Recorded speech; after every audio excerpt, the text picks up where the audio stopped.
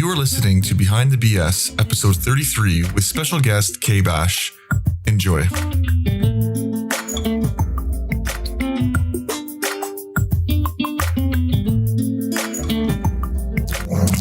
What's up, everyone? Mystic Mike here with Behind the BS, Behind the Broadcasting Software, and today's guest is KBash. How you doing today, Kay? I'm doing quite well. How are you? I'm doing good. You're okay if I just call you Kay? Yeah, that is totally fine. Awesome. What I'll get you to do first then is we'll get you to introduce yourself and tell us a little bit about your streaming, and then we'll jump right into the questions. All right. Well, my name's KBash, and I started streaming just kind of as a way to connect to other people that loved gaming. Me and my husband have always really been into games. We tournamented for a real long time back in like 2017 to 18, and it just was a natural switch to just turn it on whenever it became an option to just broadcast straight from your Xbox. I was just like, why not? Yeah, exactly. You know? But yeah, so we just really fell in love with the Mixer community, and so been here ever since. So the first time you ever started was just right off the Xbox, right? Yeah, I literally didn't tell anybody that I knew. We were sitting there, and my husband had just gotten home, and I believe one of the first games that I ever broadcast was Fallout. And I just was like, I'll turn it on. Didn't have a camera, had the worst mic setup ever, and just turned it on straight from my Xbox and just went from there. I think that's the best way for anyone to start, because I did the same thing, start right from the Xbox. Mine was a total mistake though. I thought when you broadcast from Xbox, only your friends could see it. So I was I was playing like NHL 18 at the time, and my son unfortunately lives 12 hours away with my ex, and he wanted to watch. So I'm like, okay, I'll just broadcast it to you. Well, I didn't know when you broadcast it, it goes to Mixer, and then everyone or anyone who wants to can see it. And that's how I started, because some random person came in, they're like, hey, good goal. And I'm like, who the heck are you? And I had to look it up, and I'm like, oh, I'm broadcasting to anyone, not just my friends. That's incredible. Yeah. Oh, that's really funny, actually. And that was a year ago, actually. Coming up on Wednesday, it'll be 1 year. Excellent. That's cool. I'm coming up on my 1 year as well. Nice. When's yours? And I'm not really for sure on the date, but it should be coming up in August, I think, nice. Is when I started. Haven't looked back since. Yeah, no, not at all. It's so fun. It's like you said, the community is amazing on Mixer. I mean, it's better than I can't really say, because I'm not really streamed anywhere else, but I mean, I have noticed, like, without a doubt, that is the one thing that Mixer has over all other streaming platforms. You know, they might fall short in some of the categories, but our community is just the top-notch community. It's 100%. Amazing. I agree 100. And I'm the same. I can't really speak for any of the other ones. Like, when I first started, I started looking around at the other ones, and I made an account on Twitch, and I think I streamed once on there, and I was like, I don't like the delay in talking. And then so I just said, screw it, I'm going to stick with Mixer, since it's easier to do it right fresh off the Xbox. I don't have to have any setup. I don't have to do anything extra. And I'm glad I stuck with Mixer. Heck yeah. Well, I'm a huge advocate for Microsoft. Anybody on my channel knows that I love Microsoft and their message and all of the things that they do for their community. So Mixer was just a natural choice. Plus, like you said, the ease of just literally going to your Xbox screen and going, all right, I'm ready. Yep. You know, it really it makes a choice for you. It really does. It's awesome. We'll jump right into the first question. It's kind of my go-to question. They're supposed to set everyone at ease, and it's something everyone can talk about or like to talk about at most times. What's your favorite go-to order at your favorite local restaurant? Ooh, yummy. Actually, I would have to say probably Pasta J's out where I live. They make the best lasagna, but more than that, they make great tiramisu, and their salad, they have like a lemon oil pepper salad, and it's so delicious. I wish I could let everybody try it. Like, every time my husband's like, it's your birthday or it's a special day or whatever, where do you want to eat? That's my first choice, because I could not eat enough of it. What's it called again? Pasta J's? Yeah, Pasta J's. Pasta J's. Shout out to Pasta J's and their lemon pepper salad. That sounds really good. It's so delicious. It's like it's like a normal salad. It's just the dressing that really does it. They have like the perfect mixture of like oil to lemon with like a little bit of fresh pepper in there, and it's so good. And I can't make it at home. I've tried. You have to go apply for a job there long enough to learn the recipe and then just bounce. Just bounce out. Oh man, that would be too funny. Actually, I don't know. I spend enough time up there. The guy would probably give me the recipe. Probably would, yeah. Too easy. That's awesome. Next question. What are some of your off-stream hobbies and how did you get into them? Well, I would have to say probably the most prevalent in my life right now is jujitsu, because I just started it not too long ago. Nice.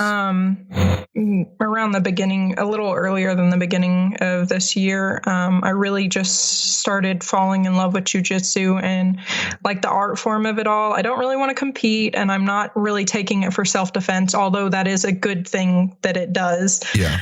I just really love the art form of it, and it, obviously it's a good thing that it keeps you in shape, and it just keeps your mind on its toes, and I really like that. So that's awesome. But I know too, I read that you like to do like some art stuff as well. Oh yeah, my mother always says that I'm a jack of all, master of none, and it is like really so true. I could list out hobbies that I do to you all day. I love plants, I love animals, I love art. I'm a firefighter on the side. I just love to do anything to keep my mind moving. I'm ADHD. I've just got to do new things, and I want to be good at it. And then I'm like, okay, let's see what else we can do new. That is I'm awesome. always moving. That's such a good mindset to have, though, is always learning. Oh yeah, for sure. Have you done any art streams yet, or? No, honestly, I'm going to be 100% with you. It terrifies me to do any kind of art in front of anyone. My husband and I have an art studio for me in my new house. Oh, nice. And I literally will just shut the door, and like, I can't handle people watching me while I'm drawing, which is really funny because like whenever I was in cosmetology school and everything, I don't mind people watching me, and like I really like teaching people, so to speak, and whatnot. But as far as my art itself goes, like I just want to be left alone. It's kind of like my me time, so to speak. And so I don't know that I'll ever be much of an art streamer, just because it's kind of my me time. It's like your escape to your alone time, your safe space, basically. Basically. I'm done being social. Just leave me alone for a while. Let me talk to these pencils. That's awesome, though. It's good to have something separate as well. Anyway, because if you did everything on stream, eventually you're gonna get to the point where you're just not gonna want to do it off stream, and then you might lose that love for it. Heck yeah. And the reason you did it. Don't in the ever first let place. your hobby become a job. Exactly. That's why I tell a lot of people it's good to game off stream sometimes. Like pick some games. Like I have games that I will never stream because they're my off stream, kind of keep the love of gaming and not have to associate it with having to be entertaining people all the time. Yeah, definitely. Yeah. Next question. When I was younger, my father is the one who really got me into video gaming. I remember sitting up and playing like Mario Kart or Mario Brothers on the original NES with him. It was like, it's such a great memory for me, but he's the one who really got me into gaming. For yourself, who would you say got you into gaming, or what got you into gaming? Ooh, that's a difficult one. I really can't remember a time that I wasn't into games, whether it be like my Game Boy Color, the Nintendo DS, whenever that came out. Like I've always had something from a really young age. Like I was always super entertained by video games. I can't say that it was necessarily my mother, although she really, like, she had the Nintendo 64 and, you know, she played games like that, but she wasn't really that into it. I just have always been into games. And so I'm not really positive where my influence for that came from. I just was born and I loved them. Yeah, I just loved games. What do you love most about video gaming? Like, what's your, what do you love most about it? I think that the thing that really draws me to video games is the interactive part of it. Like, I really like reading as well, but that story is set.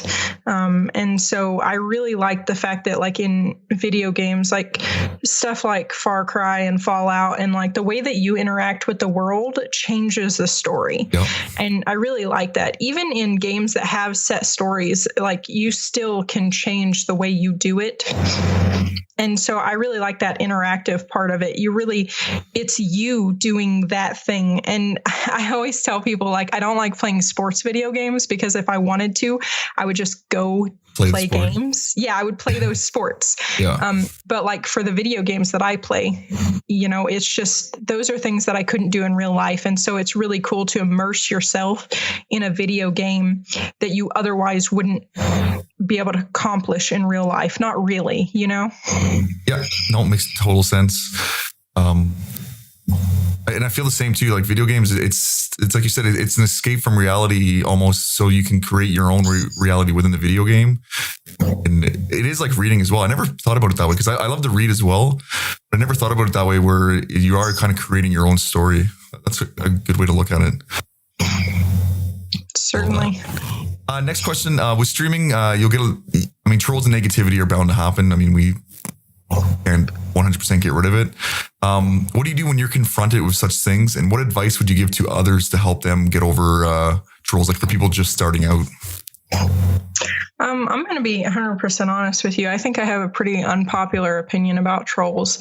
I think that everybody is entitled to their opinion and to say what they want to say.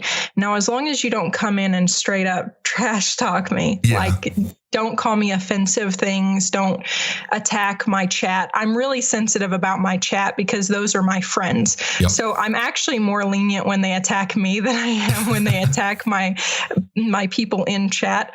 But I don't know. I feel like a lot of times people are too afraid to address what they're doing wrong, and instead they just instantly ban them or instantly time them out and stuff, instead of addressing what is wrong. And that doesn't teach anybody to become a better person or how to move forward in the future. And I feel like a lot of times trolls are looking for, a certain reaction out of you and everything. And so whenever you flip it and make it a good thing, it kind of turns that on a dime for them. So I like to really have fun with trolls, like up to a certain extent. Like I said, if you're just going to come in here and you're literally just here to say foul things, then I'm just going to ban you. And that is no weight off my shoulders. I literally just move on, you know, you just take care of it, and you just, I don't know, the good far outweighs the bad. And I just remind myself whenever it comes to those really bad instances. But as far as like just a general troll, like I have a guy that came in and said some not so fantastic things, but I made a joke out of it and made light of it. And he said, I actually really like you. And now he's a normal in my chat and he behaves himself. I let him know what he did wrong. Yeah. I just think that when you make light of it, you help them to be better instead of just, I'm going to ban you, you're out. Like tell them what they're doing wrong, let them know, because whenever you don't talk about things, that's how they become an issue more and more in the future, because nobody wants to talk about it. No, exactly. And I love that. I try to do the same thing in my channel as well, where again, like you said, unless they come in and they're like straight up like racist, derogatory comments, the only time I'll really ban someone right off the bat are those two reasons, or if they because my son will stream with me sometimes. And if they say anything about my son, then I'm like, okay, I shouldn't have to tell you what you did wrong. You're straight out of here. But for the most part, I'm the same way. I'll try to make a joke about it, try to like make light of it. And that way, like you said, it turns them around, because a lot of times they're just looking for, like you said, that reaction. And if you feed them, well, they're going to keep going. Certainly. Yeah, no, I love that. And I wouldn't say that's an unpopular opinion. I mean, at least in the circle I hang out with, like most of them are the same way. They'll give people not so much the benefit of the doubt, but they'll at least explain it to them. and let them know what they did and try to turn them into a regular, which I think is more better than, or not more better, is far better than just straight up banning them and losing a potential person that could be in your community. Well, somebody who's probably just crying out for attention. Well, exactly. And most times that's what it is. And people got to look at it that way, and they don't know what that person's going through. They may come from an abusive family, and that's the only way they know how to react. And so if you turn it around and show them some positive, that there is positivity out there, well, that could be a huge impact on their life. It won't fix everything that's going on in their life, but in that moment, it means a lot. And us as influencers, because we are influencers, we're influencing people left and right. It's kind of our job to do it in a positive way rather than a negative way. Certainly. Next question. Excuse me. What would you say is the number one reason most people fail to make it with streaming? And what advice would you give them for anyone just starting out to help prevent that? Well, I think it's a really funny thing to say that anybody fails at streaming, because I think just simply turning it on and having a stream is, you've already succeeded. Yeah. Now your goals outside of that, like reaching 2,000 and that kind of thing, being partnered, how people fail at that is just not being consistent is the one thing that I see the most often. And I don't mean consistent like you have to be there every Thursday at 2:00 sharp. I mean, just the content that you put out. Like I'm a variety streamer, for instance, and my community knows that in a given week, unless I just really love a game, we're not going to play the same game in a week. It's just not going to happen. I want to move on. I want to do something different. It's just the way that it is. I don't know. I just think that being consistent is the most important thing, just because your community wants to come back to see what they saw before. Yeah. And so not to say that you can't grow and change, but just to, don't make like a persona and then decide next week that you're going to be a different persona, or, don't stream for a week and then stop because you didn't have any viewers, and then come back 3 weeks later and then wonder why none of your regulars are there, like consistency is the best. It is the biggest thing I say. Yeah. Well, and then just don't let numbers bother you. Like I always tell everyone that if you're in it for the wrong reasons, you will quit faster. Yep. And that is because this isn't the kind of thing that you get in for money. It's not the thing you get in for fame. And, I love video games. I want other people to enjoy me playing video games and have a good time with me. And if you're there for numbers and stuff like that, then you will get severely discouraged, but just not to pay too much attention. I mean, I remember there was a time whenever I got super excited just because I had 2 people watching, and so it's just like, you just kind of have to chill, just have fun. People will come to see you. Everyone is looking for someone that is like you, and you are like someone. You just have to be you. Yep. You know what I mean? Yeah, exactly. You have to be true to yourself. Don't put on a fake act, because people are gonna realize it. And then also, and like you said, you play games that you want to play because you enjoy them. And people can see that. When they see you're enjoying a game, then they're going to enjoy their time as well. If you're playing a game just for the number, because all you're doing is watching numbers, people are going to see that too and realize you're not having fun, and they're going to move on. Definitely. Yep. No, that's awesome. I love that. Next question. What are some roadblocks you've ran into along the way, and how have you overcome them? And this can either be in life or streaming, or both, if you want to touch on both. Okay. Well, I'll start with streaming first, since that's kind of what we're talking about right now. But I would say with streaming, the roadblock that I've hit most often is like finding a good balance between life and streaming. Because I don't know, I hit a time where I was like, I want to stream every day. And I had a lot of fun streaming every day. I really, really did. But at the same time, I have to make time for things like my dogs and my husband and, my job and my other hobbies and things like that. And it's just like, I I don't know, I would get so socially exhausted that like me and my husband would lay down at the end of the night and I wouldn't even want to talk to him because I'm like, I've been talking to people, leave me alone. You know what I mean? And so I would say that would probably be the biggest roadblock for me, is just like finding a balance where it was just, you know, knowing it's like eating a whole cake. You can't do that. You can't sit down, even though you enjoy it, you're going to be miserable afterwards. Oh, yeah. And so like I was having so much fun streaming that I was like, I'm going to do it tonight and tonight and tonight and tonight. It's like, you just need to kind of, you know, moderation. Yep. So that would be it for me as far as streaming goes. As far as life goes, I guess really kind of just being comfortable with myself.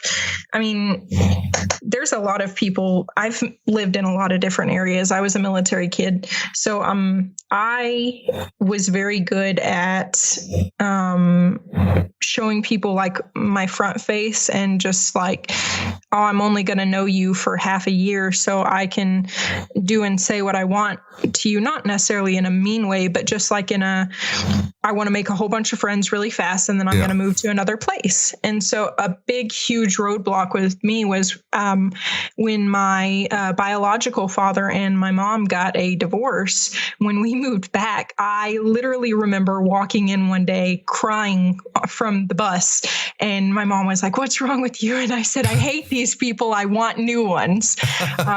Because I didn't know how to be a normal person. I didn't know how to have a long-term relationship. Yeah. And so like being comfortable with myself and sharing my real self instead of just like a personification of myself, so to speak, like to people, and just being comfortable, just showing all of it. That way I could build real relationships with people, if that makes sense. Yeah, no, totally. Yeah. I mean, I was in the military for 10 years, so I know exactly what you're talking about, moving around quite a bit and having to create new friends all the time. When you just get really good at it. And from a very young age, I think up until I was 13, 14, like we moved a lot. And so I knew how to make a lot of friends really quickly. And then I was done with them and I was ready for the next place. Yeah. That is, it's such it's kind of a good trait to have, because especially when you are younger and you are moving a lot, like that you can easily create those new friends right away. But yeah, as it goes down the road, it becomes hard once you do settle down, because then, like you said, you're used to, you know, getting new people either every year or every few months. Because even myself, I've been out for 2 years now, and most of my friends that have been posted to new areas, and I'm like, I don't know how to meet people anymore. Like, I made everyone I met was when I got posted to a new base, and that was it. I met them. I met their friends that they've established, and that's it. Now it's like, I think there's like 3 people that are still around. I'm like, how do I meet people? Like, do I just go out to the local? I don't even know. Like, I don't go out to bars anymore. Like, do I just go to the gym and strike up a conversation? Hey, what's going on? Like, be that guy. Yeah, be that guy. Hey, nice squat you got going on there. Want to be friends? I don't even know how to do it anymore. Like, it's so weird to think about. That's hilarious. I don't want to be that guy. Yeah, definitely. No. It can be hard. It can be real hard. It can be, yeah. But as a kid, it's kind of good to be able to, because I know my son went through that, and he's really good at making friends like really fast. And luckily, he's been in the same place now for 6 years. So he's kind of gotten to that point now where he's created those long-term friends, but he's still, at first, I know he had a really, really hard time adjusting when we first settled. Yeah. Next question is kind of a fun question. It's kind of off topic from streaming. I like to throw a few fun ones in every now and then. If a genie could grant you 3 wishes right now, what would you wish for? Ooh, anything. I would have to say I want a working pair of wings. Because I mean, who is not obsessed with flying themselves? Yes, it would be awesome. Save so much money. Incredible. Not to mention like those freaking pictures. Oh my God. Yeah. All the aerials you could take. Oh, heck yeah. It would be magnificent. So then I would want a unicorn, a real one, a live one, breathing. And why a unicorn? I've always been obsessed with unicorns, like from a really, really young age. Like I don't know. I've always been fascinated with unicorns. I read a lot of unicorn books. I mean, I was raised around horses and stuff. So, I mean, I don't know if maybe that's what it stems from, is like the mystical version of a horse.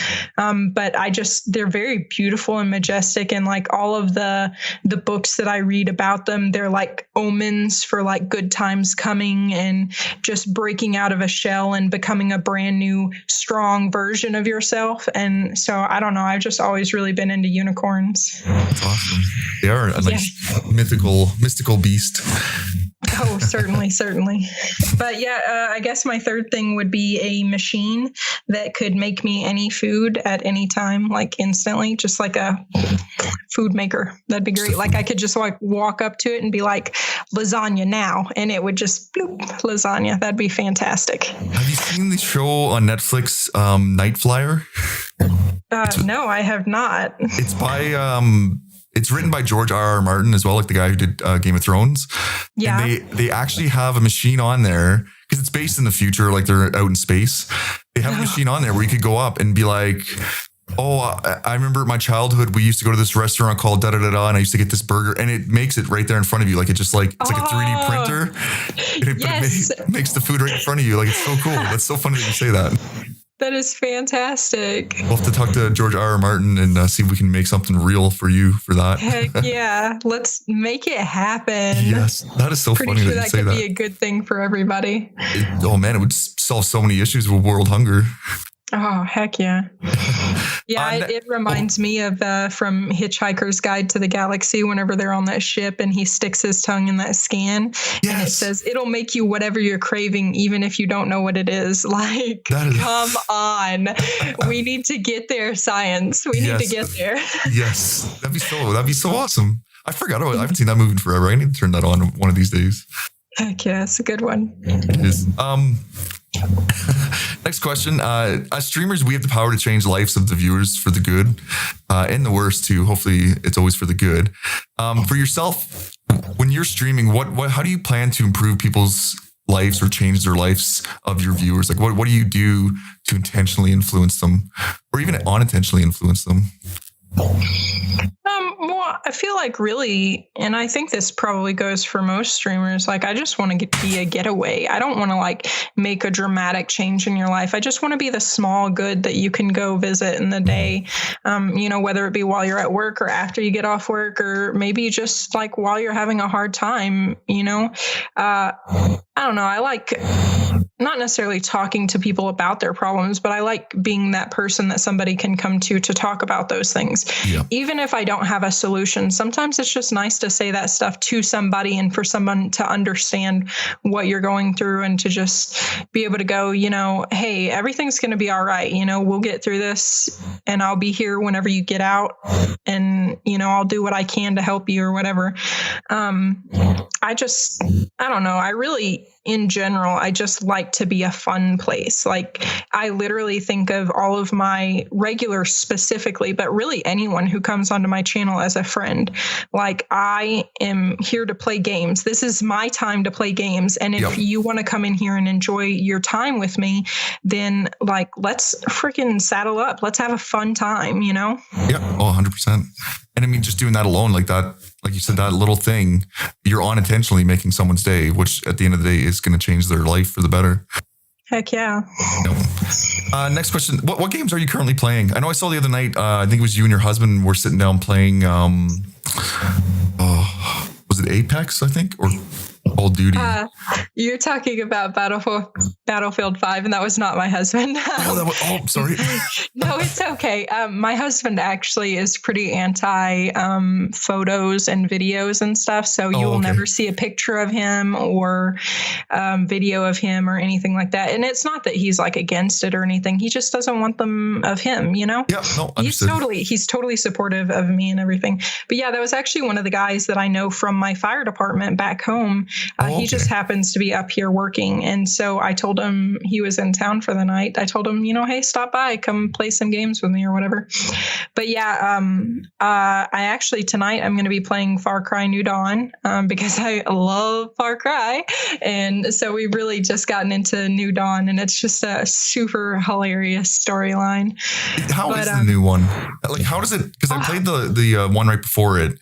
How does it tie in?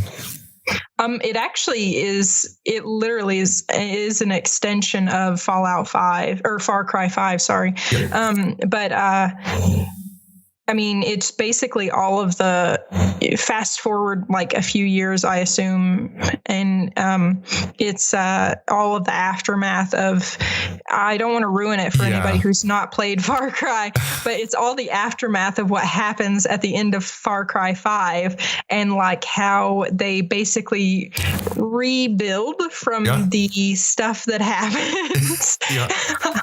But it's just really incredible. And I know a lot of people don't like Far Cry a lot, but like I think that the storyline in it is just like top notch, and I love how like it can be equally creepy and funny all at the same time. Yeah, it's beautiful. Far Cry 5 was the first one I ever played, and I enjoyed it so much that I actually went back and played the other ones. Heck yeah. That's how I was. I was like, Far Cry 5 was so amazing. It was. The storyline was incredible. I liked how the character was built. Like, just everything about it was, I think it's the second game only that I've ever 100% it and got like every single thing on the map, every single trophy I could get. Like, it's just one of those games that I just did not want to stop playing. Heck yeah. Well, yeah, then you would definitely like New Dawn because it literally is an extension of Fallout or Far Cry 5. I'm so bad about calling it Fallout. It's almost like, well, at least this one would be almost similar style, almost like it's the end of the world. Well, I don't want to say too much because again, I don't want to, anyone who hasn't played 5. Yeah. Don't want to ruin it for them because it's an incredible ending you do not expect. No, not at all. It blew me away. And I know some people didn't like the way it ended, but I was like, I think it ended perfect. Yeah, I mean, it really like blew it all out of the, it really blew it out of the water. What did you think of the DLCs for it? I mean, to be quite honest with you, I didn't play a lot. Unless a DLC is just like incredible, I usually don't play them.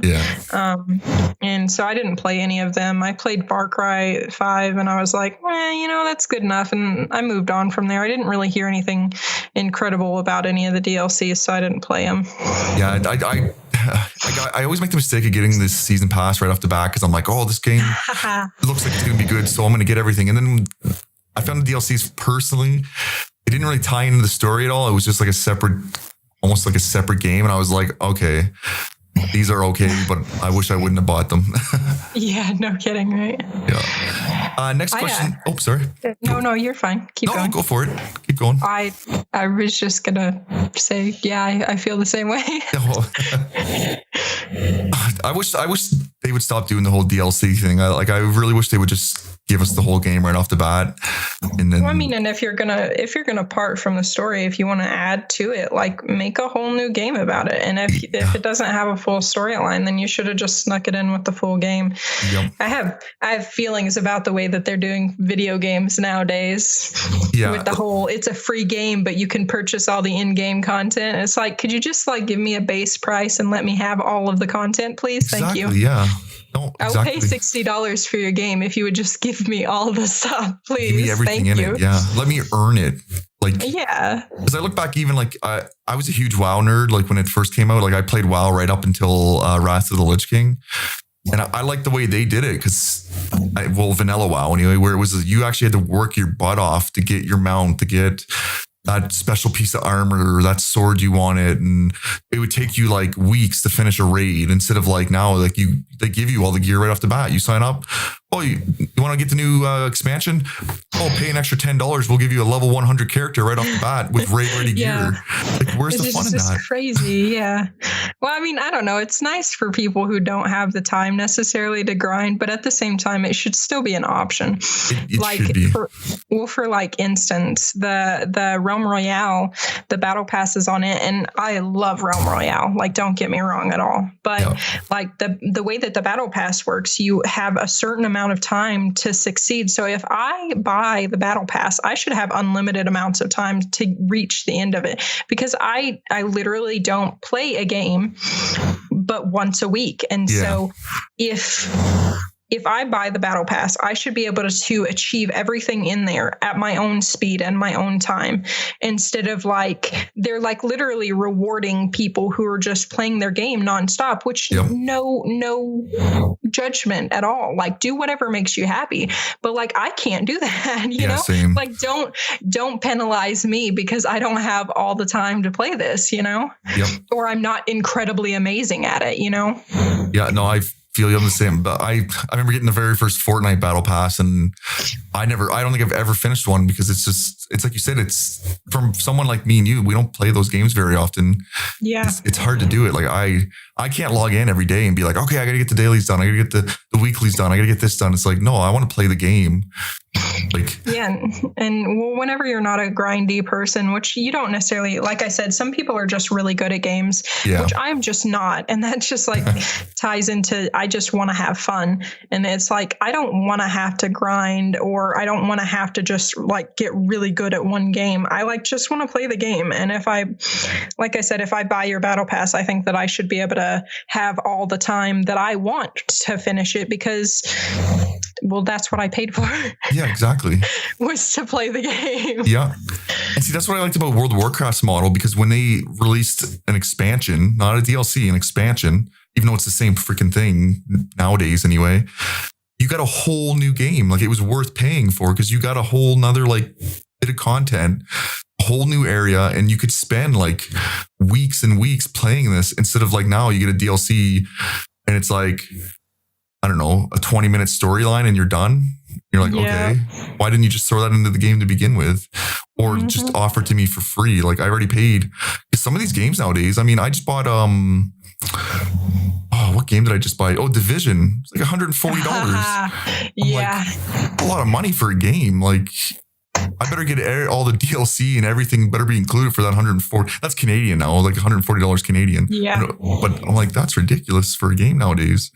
I mean, it really is. And I guess that's really where it comes in, is like the games that are like normal games are getting more expensive. And then you have games that are free that are coming out, which, don't get me wrong, it's really cool that they're releasing games for free. But I would rather just have an option to pay an outright price for a game, so that I could have the stuff, because I'm an adult and I want to pay for your game. I want to pay for your content that you're providing for me.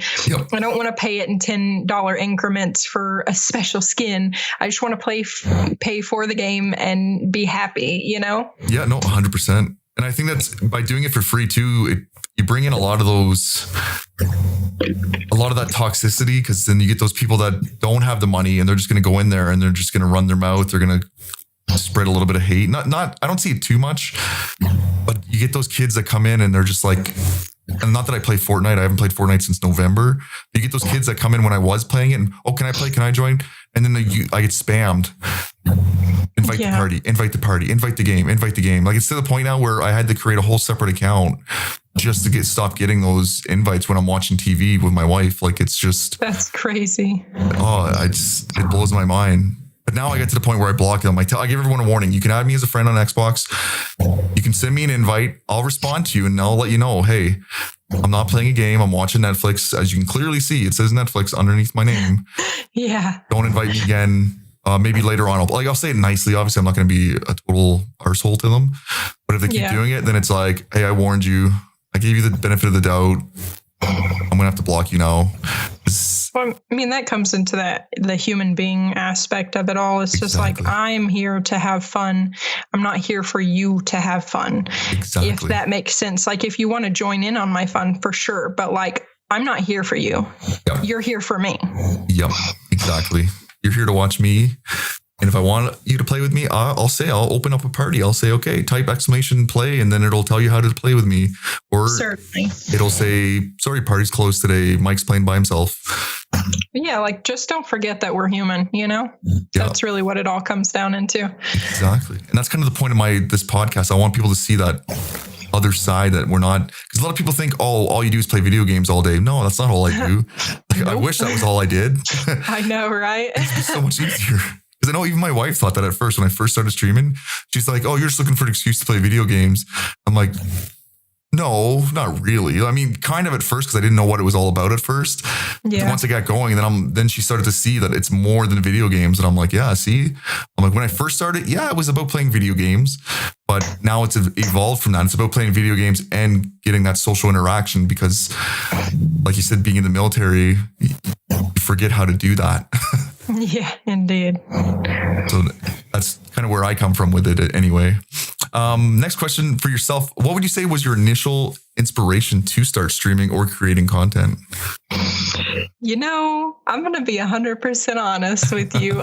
I did not even know what Mixer was when I started streaming. I literally saw the button pop up that was like, you can broadcast this game from your Xbox.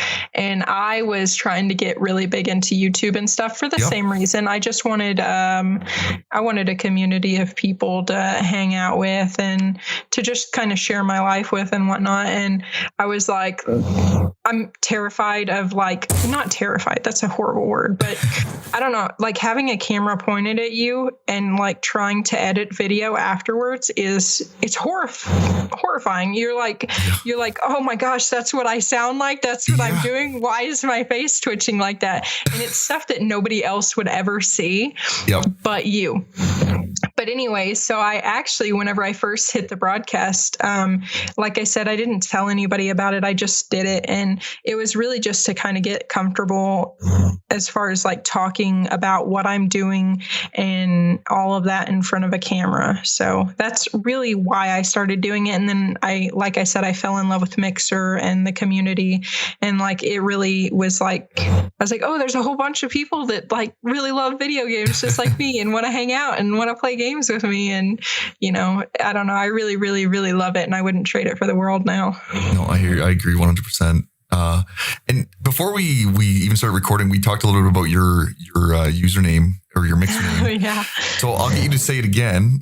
How did you come up with your Mixer name, KBash? So my Mixer name is a condensed form of my gamer tag, which is KBashinka.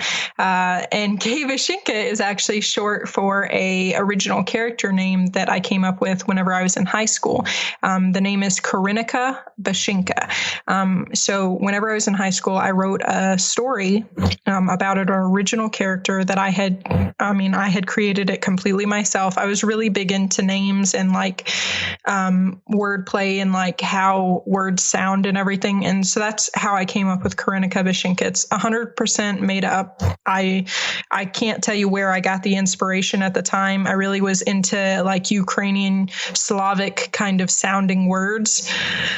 And then I really liked Victorians like wording and names and stuff. And that's how I came up with it. But I can't tell you exactly what my inspiration was at the time, but I came up with it and I created a character. Well, you know, I'm sure it would have just died there, but my mom and my biological dad split up and we really didn't want anything to do with him. So a lot of my socials and stuff like that, I started using my alias, Karinika Bashinka. And so naturally, whenever I got my Xbox, I shortened it because you can't have that long of a name. I shortened it to KBashinka. And from there, obviously the natural choice on Mixer so that people could actually pronounce my name was KBash. And, you know, everybody kind of already called me that anyways, just because it's a little simpler. Whenever you're sitting there shooting somebody, you don't want to just like shout out somebody's long name. You're just like, hey, K, get over here, or KB or Bash or KBash. I've heard all kinds of stuff. And yeah, when I first seen it, I thought it was like like a play on KBash. I was like, that's kind of cool. I like that. It's like the stream is KBashed or whatever. I was like, that's kind of cool. But I was totally off. Yeah, well, I mean, I've really I've heard it all. I cannot even tell you. For a long time, a lot of my buddies. I think I had told you. I don't know if I've said it since we started recording, but me and my husband, we used to tournament some, Yep. and all of our people that would tournament with us actually called me KBash because, well, it was a really funny joke.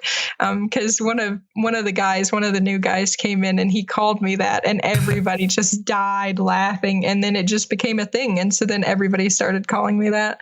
That is awesome. Yeah, it's a hoot.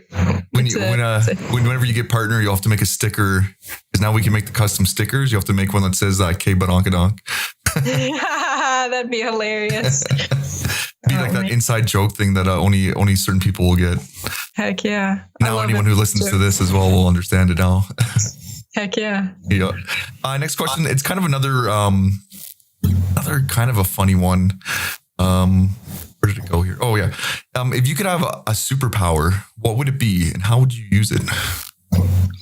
Oh, okay. So this is definitely something that I've thought about. I love superheroes. So I guess if I were just I'll give you like a 2-part question or answer.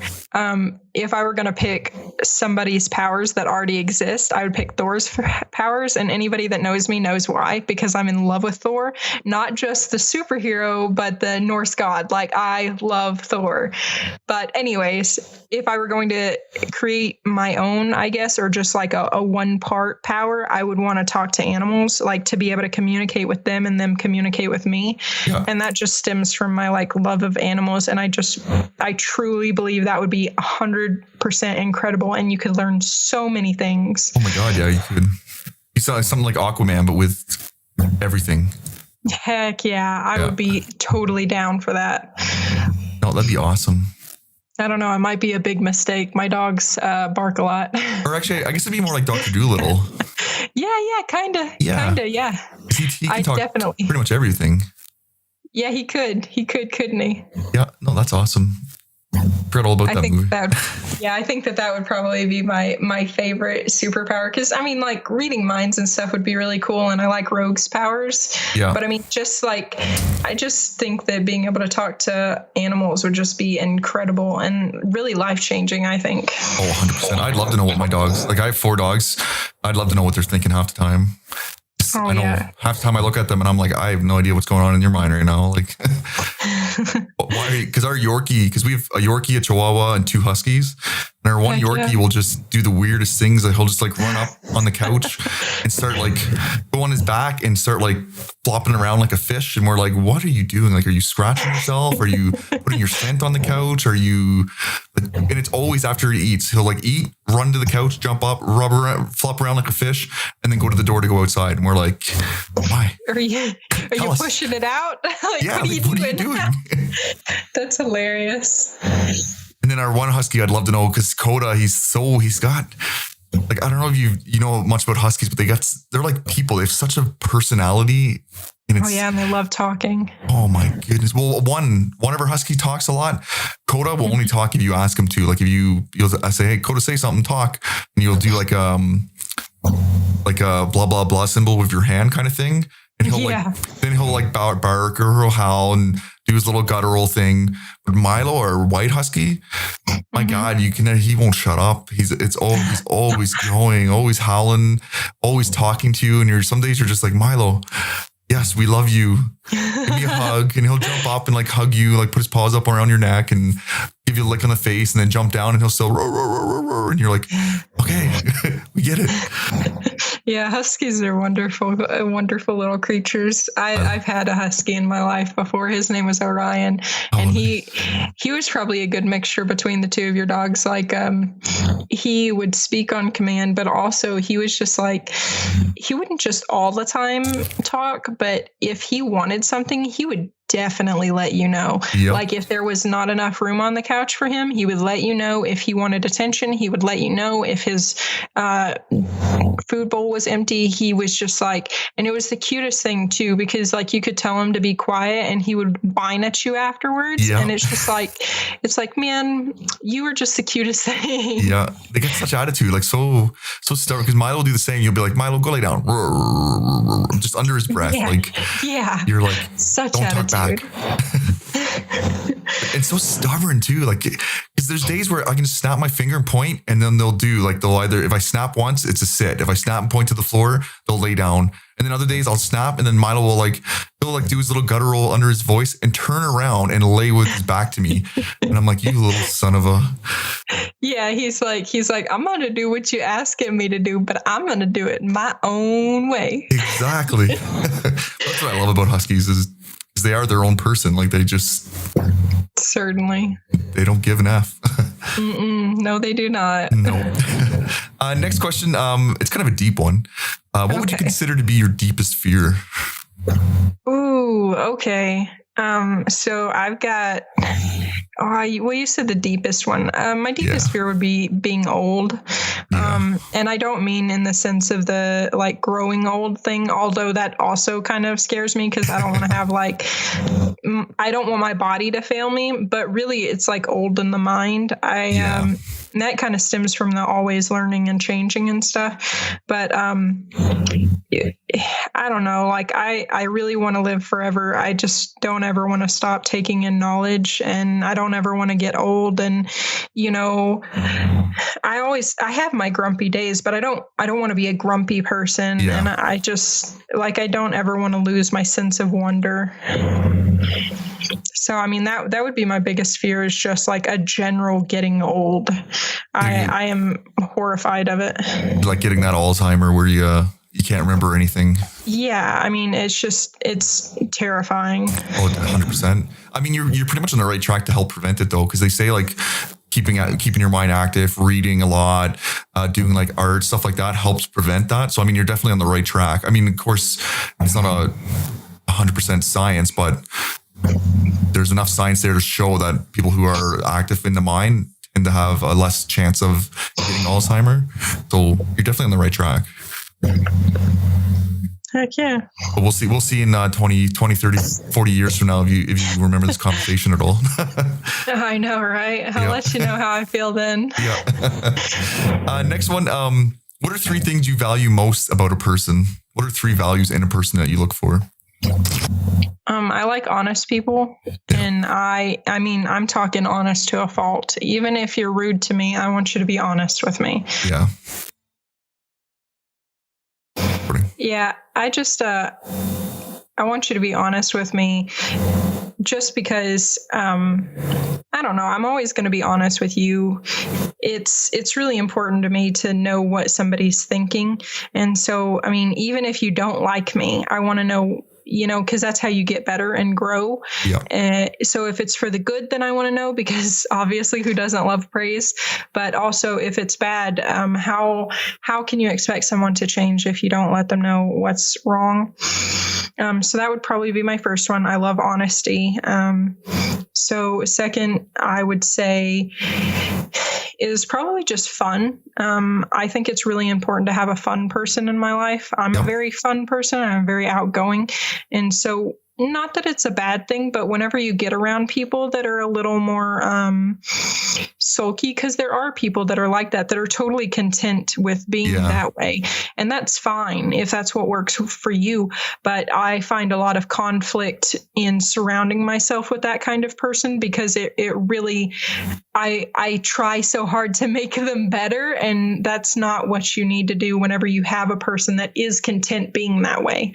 Well, yeah, because they're not going to change. And then that's just putting more stress and pressure on you, because you're going to keep trying to make them change. And then now you're focusing more on fixing the negative in one person's life instead of focusing on just having fun. Yeah, indeed. And so I would say that fun comes in a lot to that. I just like I'm an outdoorsy person. I'm a let's go do it. I'm a yes man, so to speak. Like I just want to go do things and have fun and try new things. And I don't know. I surround myself in those kinds of people. So for third, I would have to say, well, I guess loyalty would be one for me. And that I think kind of stems from, we were talking about the military and having people that come in and out of your life and stuff. Yeah. I like friends that I have had from high school that like, even if I haven't talked to them in a month, if like something happens or even if something doesn't happen, like just being able to call them up and it's like not a day has passed. Yeah. And so I don't mean like loyalty and like, I want you to follow me around and do everything I do, but like loyalty in the sense of that you don't stop being my friend just because we haven't talked in a while, Yep. 100%.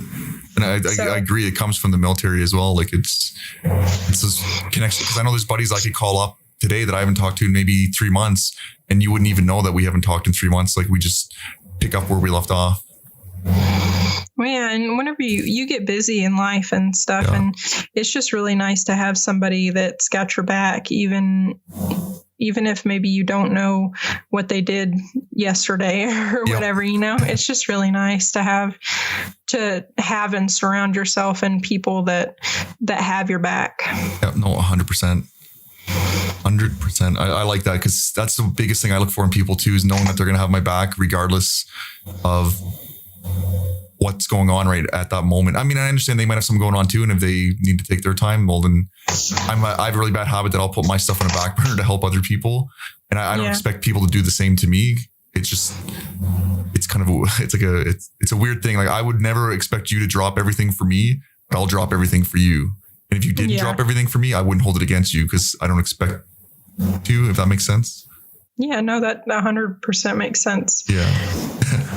I would say it's probably better to find a good mix between, or a good balance between the two of those. But it is good to have somebody that will maybe not put their life on hold, but hey, maybe I can put this off for a while so that I can go help my friend that really needs me right now. Exactly. Yeah.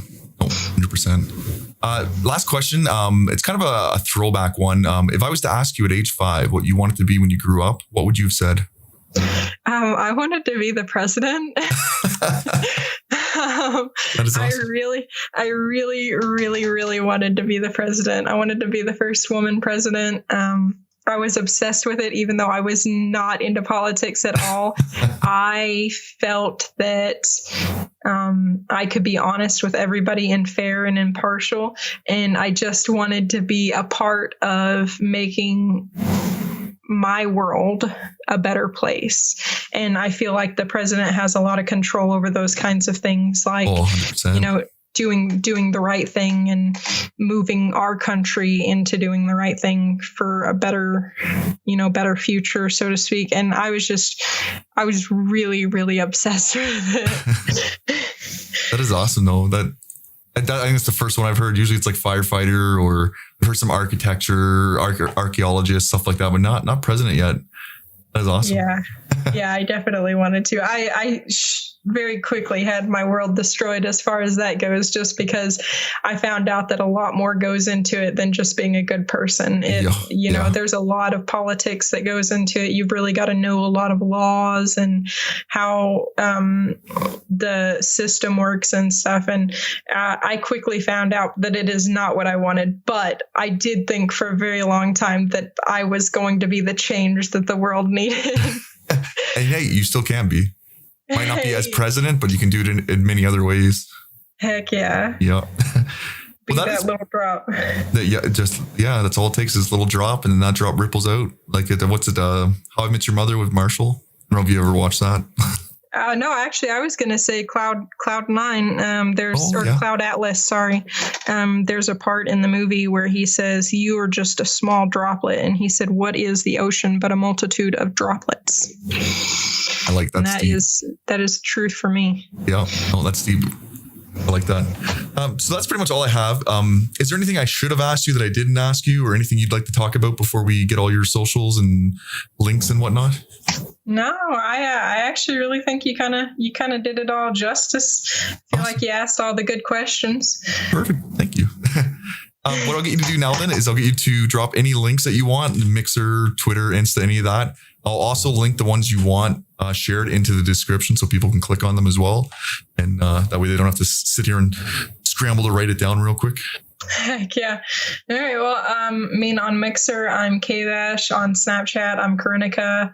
I believe on Twitter, I'm KBash. But I'll give you those links so that you can find that. I'm pretty much KBash, KBashinka, or Karinika everywhere in the atmosphere. I have all of the socials. I try to post on them pretty regularly, but I do have a life and I do have a full-time job. So, but I try to stay in touch with my community. Yeah. It's a monster to tame. Man, it really is. There's a lot out there. Do you use Linktree at all for all your links? No, I actually have no idea what that is. Oh, it's Linktree. Go to my Twitter because I have it on there right here. Oh no, I don't have. There it is. So it's linktree.ee. And you can go on there and put all your links on this one link page. And basically the way it works is once people click on that one link, you can have everything there. All your Twitter, your Mixer, any other links you want. I don't know what the max is, but on mine, I have 1, 2, 3. I have about 10 links on mine. And then it pretty much puts everything there for everyone. It's kind of a cool little extra thing that you could put on your profile instead of having to have everything kind of jammed in. You can have just one link and then that takes it to everyone. And then it also helps you track what people are clicking on one as well. If you're into the analytic side of it. I'm not really, but it still sounds cool to have everything in one spot. It is. I never heard of it until about 2 months ago. About 2 months ago, and someone brought it up to me and I checked it out and I'm like, you know what, this comes in really handy because like on Instagram, you can only put one link unless you fill up your profile. But on this now I can put that one linktree.mysticmike or whatever. And now it has all my links so people can click on it. They can get your Twitter, they can get your Instagram, they can get your Mixer page, whatever else you want to share, Snap, Tumblr, whatever. It's definitely very clever. I definitely check it out. And then what I'll get you to do is I'll get you to DM me all your links that you want. And then I'll just put them right into the description. Right on. Excellent. Easy. Well, again, thank you very much for hanging out. I know it's been a rough time for myself trying to get you on between things coming up and then me sleeping yesterday. Yeah, I know. So I'm glad we finally got this. Life gets in the way sometimes. It does, especially when you got a newborn. I'm glad we did too. Yes. And so thank you very much. And thanks everyone for listening. Hope you guys all enjoyed it. And remember to check out KBash on Mixer and Twitter. And the links will be in the description. Later.